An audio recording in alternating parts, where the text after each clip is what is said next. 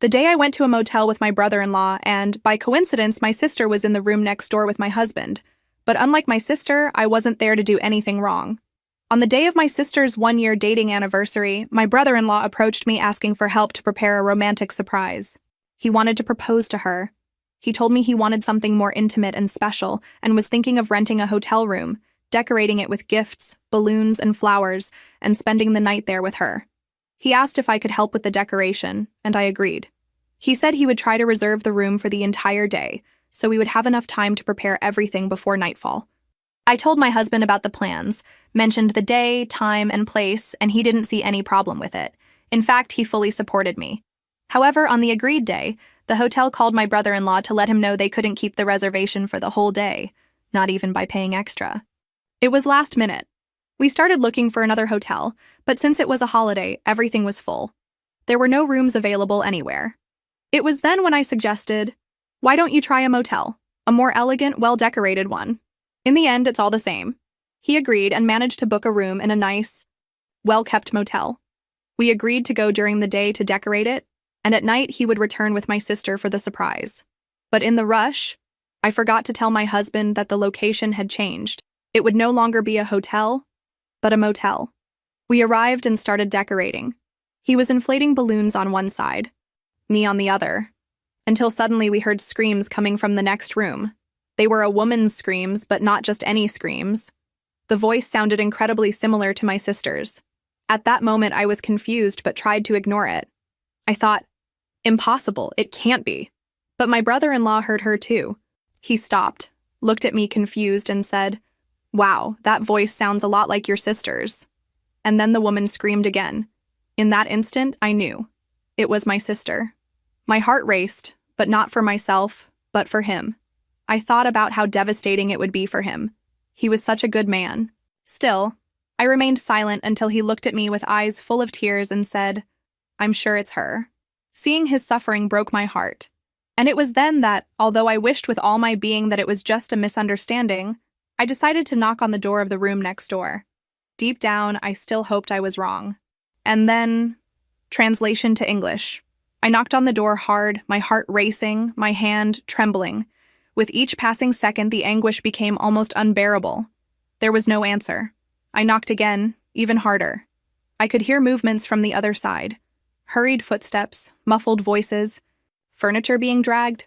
They were trying to buy time. My brother-in-law, standing beside me, had teary eyes and a tense jaw. I could feel his desperation as much as my own. It wasn't just fear of what we were about to find. It was the kind of pain one feels when beginning to understand that life is going to be divided in two. The before and after of that door. Finally, after an eternity, the doorknob turned. The door opened with a slow creak, as if even the environment itself was hesitant to reveal the rottenness it was hiding. There she was, my sister, disheveled, with a reddened face, wearing barely a loose blouse that, from afar, didn't seem to be hers. She blinked, irritated by the brightness of the hallway, and upon seeing us, the irritation turned into shock. But it lasted only a second. "What are you doing here?" she asked, with a harsh voice, trying to sound authoritative, as if we were invading her privacy. Before I could say anything, I saw over her shoulder, and what I saw made my stomach turn. There inside, still adjusting his pants, was my husband. My husband.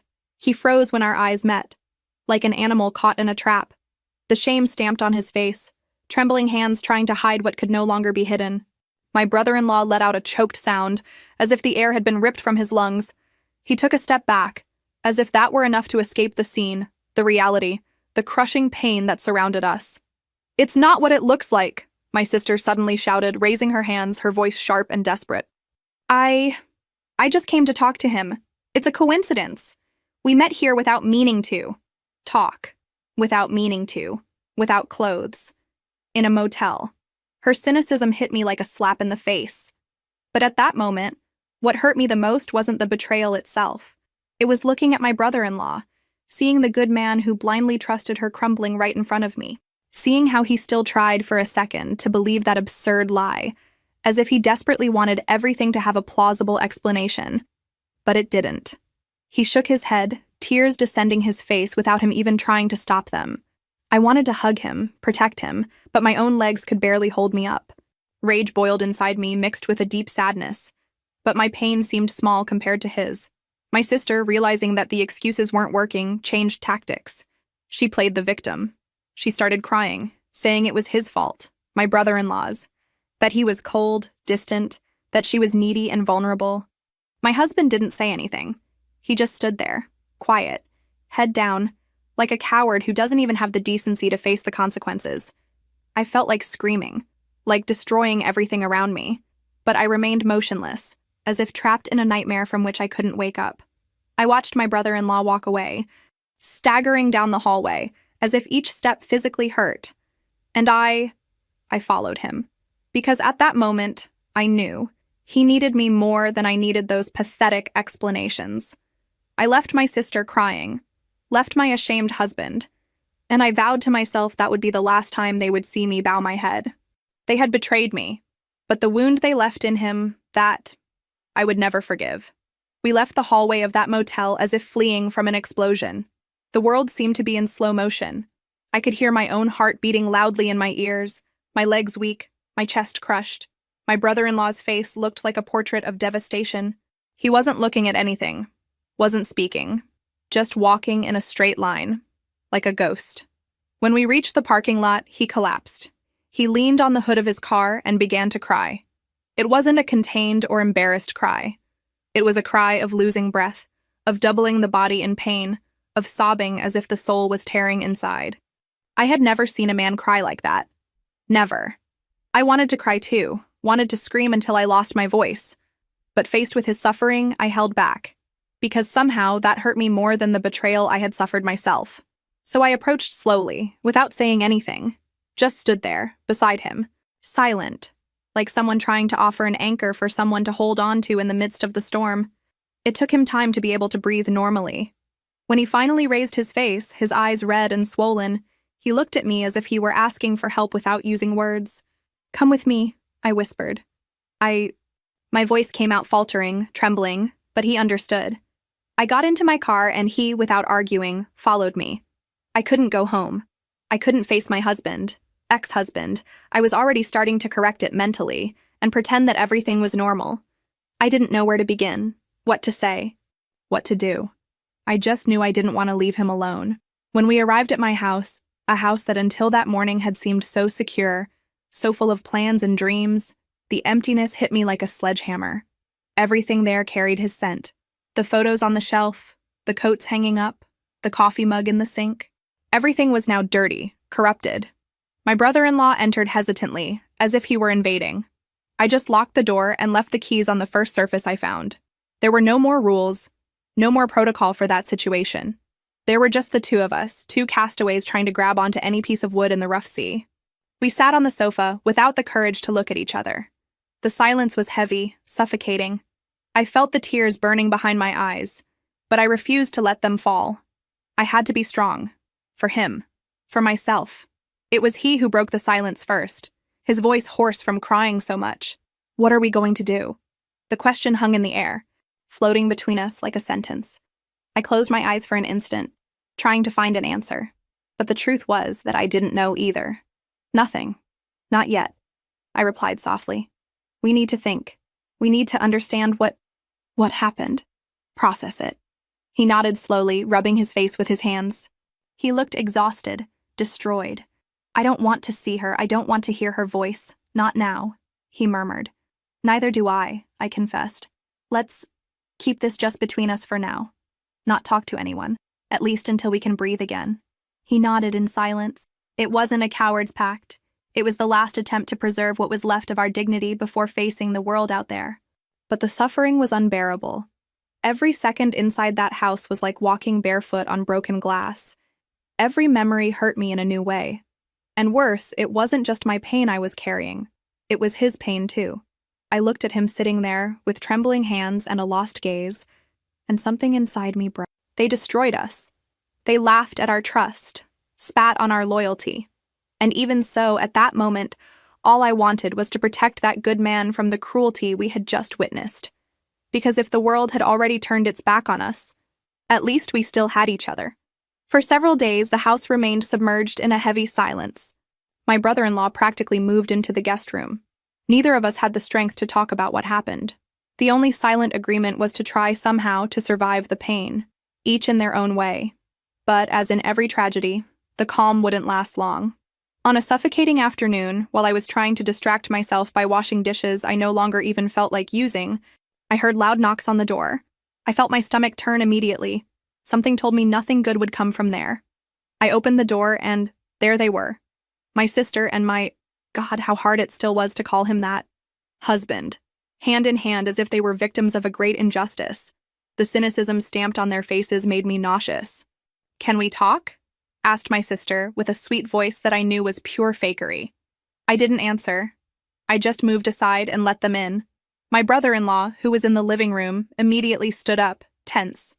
They sat down as if they owned the place. My husband, ex-husband, looked at me with a look of disapproval, as if I had committed some unforgivable crime. Then my sister began. "Look, we know what you tried to do," she said, crossing her arms. "You set up that whole scene to separate us. You manipulated everything." I had to contain myself from laughing nervously. It was surreal. It was sick. "Are you serious?" I asked, my voice breaking. "Of course," she continued, puffing out her chest as if she were about to present the thesis of the century. "You've always been envious of me. You've always wanted to destroy my happiness. It's not a coincidence that you took my boyfriend to a motel, and then made that whole scene." "Enough." My brother-in-law stood up, red with rage. "It was you who was there betraying. I saw. I heard. How dare you?" She turned to him with an icy, venomous look. "Oh, sure. Now you're innocent, aren't you? I bet you don't even know what you saw. I bet she poisoned you against me." My husband just lowered his head, shrinking. He didn't even have the dignity to deny. To admit. Nothing. Coward to the end. Her words began to spread like poison. In less than a day, the entire family found out. But, of course, the version they heard was hers. I was accused of having set a trap to separate them, of being envious, resentful, cruel. "How did you have the courage to destroy your sister's happiness?" they asked me. My mother called me crying, saying she was disappointed in me. My father, so rigid, sent me a cold message saying he didn't want to get more involved in my dramas. My uncles, my cousins, all, without exception, turned their backs on me. They chose to believe her story. I was humiliated, trampled, painted as a villain from a cheap soap opera. I, who had spent my life trying to keep that family together, trying to be good, correct, loyal. And now I was the traitor. I felt like screaming to the world that it was all a lie, that I was the victim, that they were the traitors. But no one wanted to listen, because it was easier to hate me than to face the ugly, dirty truth that my sister and my ex-husband represented. I was left alone, except for my brother-in-law. He was the only one who remained, the only one who saw the truth. And that, at that moment, was the only thing that prevented me from crumbling completely. After days of being treated like the worst person in the world, I had already accepted that there was nothing more I could do. People believe what they want to believe, and at that moment it seemed more convenient for everyone that I be the villain. My brother-in-law, however, didn't give up. I noticed the way he observed me in silence, as if he carried within himself a fury that had not yet exploded. It was he who proposed the meeting. I confess I hesitated. I didn't want to humiliate myself more in front of those people. I didn't want to sit in front of people who pointed fingers at me with looks of contempt. But for him, I accepted. Maybe it was our last attempt to do justice. That afternoon, sitting in our mother's house, were everyone. My parents, my uncles, cousins, even some close family friends. And of course, my sister and my ex-husband, together, as if they were victims of an absurd conspiracy. I sat in a corner without saying a word. My presence was ignored, as if I were a burden they were forced to bear. My eyes were dry. I had no more tears to offer. It was then that my brother-in-law stood up, without beating around the bush, without stammering. "I brought evidence," he said, and the room plunged into a tense silence. He placed his cell phone on the table, connected it to the TV, and began to show everything. The photos, the messages, the motel reservations, the exchange of conversations between my sister and my husband, arranging meetings, exchanging disgusting declarations of love and desire, while behind our backs, they destroyed us. With each new image that appeared on the screen, I saw the faces in the room change. First disbelief, then shock, and finally, shame. My mother brought her hand to her mouth, unable to hide the horror. My father, always so tough, flushed with anger and lowered his head. My brother-in-law didn't stop. He continued reading, word for word, mercilessly exposing the filth they tried to hide. My sister tried to defend herself. She tried to shout, make a scene, say it was all staged, that everything was manipulated. But the amount of evidence was so overwhelming that not even she could keep the lie standing. My ex-husband remained mute, shrinking on the sofa like the pathetic coward he always was. When the presentation ended, the silence was absolute. All eyes turned to me, but this time filled with shame and regret. It was my opportunity to speak, to stand up, shout, throw in all their faces how much they hurt me without even listening to me. But I said nothing. I got up slowly, took my purse, and looked at each one of them, one by one. "Now you know," I murmured. And honestly, it no longer makes any difference. I saw tears running down some faces. I saw desperate attempts to approach, to apologize, to mend what was unmendable. But I was already tired. Tired of begging for love, understanding, respect. Without looking back, I walked out the door. I left my family behind. I left the traitors behind. I left the pain behind. And for the first time in a long time, I felt something new inside me. Freedom. They lost me. And I finally found myself. The months that followed were difficult. Very difficult. At first, everything seemed like a void. I would wake up and wonder who I was, what was left of me after they had stolen everything. My marriage, my family, my reputation. But little by little, the pain transformed into something different. Something stronger. Something that made me get out of bed every day, even when I still felt like disappearing from the world. My brother-in-law, or better, my friend, because that's what he was now, was by my side the whole time. Not as a shadow of pain, but as living proof that it was possible to survive what they did to us. We saw each other almost every day. At first, it was strange, silent. Like two soldiers who survived the same battlefield, trying to understand how to move forward. But, with time, we created a friendship that I never imagined could exist. It was a relationship based on the deepest respect, on shared suffering, on the silent understanding of someone who knows, without needing to say it, what the other carries inside. There was no romance, there were no stolen kisses or empty promises. It was much more beautiful than that. It was real. We took small trips, we started new hobbies, we remodeled parts of the house, we laughed, we cried, we learned to live again. And each step, each new breath, was a small victory. Meanwhile, my sister and my ex-husband, they were sinking.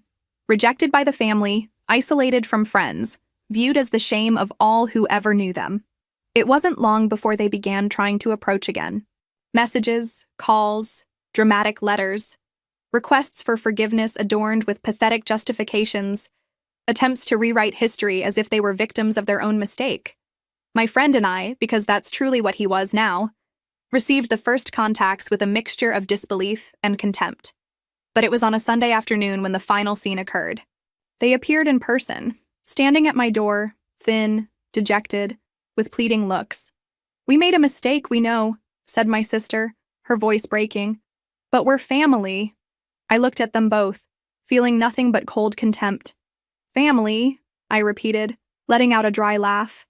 "You lost that right when you decided to stab those who trusted you most. Now you can go back to the hole you crawled out of." My friend, by my side, crossed his arms and said firmly, "You're not welcome here. Never again." I closed the door in their faces. Without shouting, without crying, without trembling, I just closed it. And when I heard the sound of the doorknob fitting into place, it was as if I had also closed a painful part of my life. I looked at him. He looked at me, and we smiled. It was a smile of someone who knows they've lost a lot, but at the same time gained something invaluable. Freedom. Freedom to let go of those who don't deserve our love. Freedom to rebuild life without bowing to those who hurt us. Freedom to be happy, without fear, without guilt. Today I know, sometimes the worst betrayals don't destroy us. They free us. Time passed. When I say this, it's not just the calendar that turned pages. It's as if the internal scars were also, little by little, closing. They still hurt sometimes, on cloudy days of the soul. But, in general, life was starting to have color again. My friend, because he was definitely the best friend I could have now, blossomed before my eyes. It was beautiful to see. From a broken man, he became someone stronger, lighter, and of course, eventually, he met someone. I still remember the day he showed up at my house, all nervous, playing with his car keys as if he were 15 again. "I wanted to introduce you to someone," he said, trying to sound casual but failing miserably. I laughed, crossing my arms. "Ah, I see," I teased, amused. "You're in love, huh?" He turned as red as a ripe tomato, and that only made me laugh more. "It's not that. I mean, it's serious. I want you to meet her. I want to know what you think." And suddenly, I felt an enormous responsibility. He trusted me so much that he needed my approval, my opinion.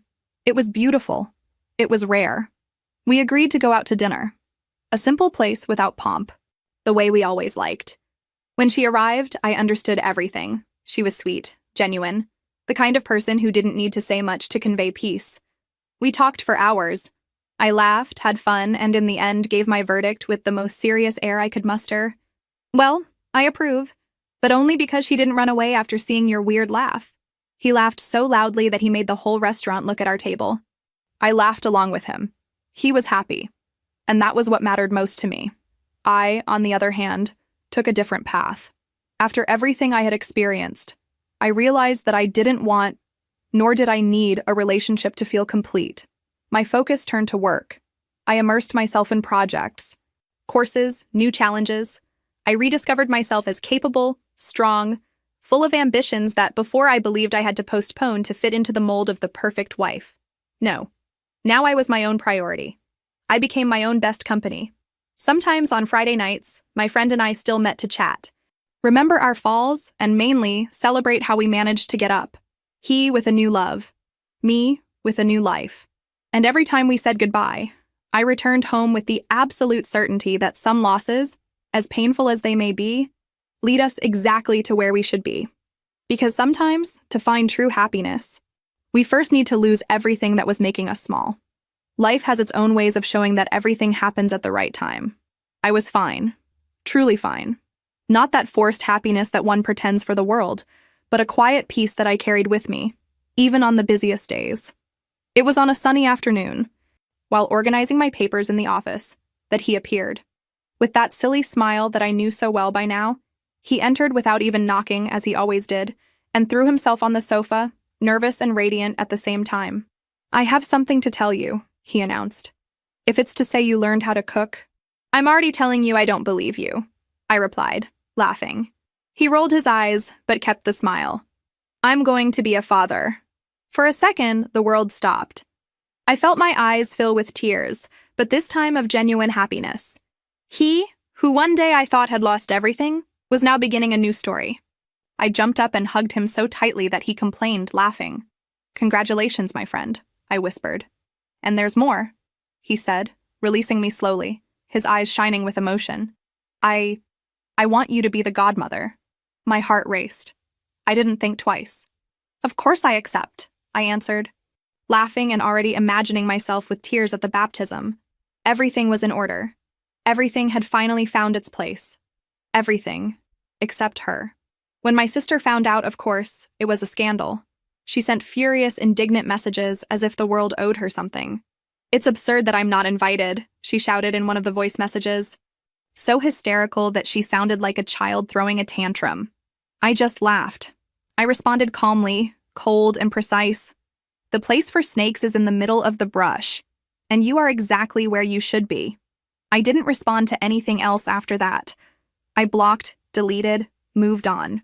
While I was building a life full of love, respect, and truth, she was sinking deeper and deeper into failed relationships, repeating the same pattern of betrayal, lies, and self-sabotage that she herself had chosen. It was sad, but it was her choice. And I had already learned that I couldn't, nor did I want to, save someone who doesn't want to be saved.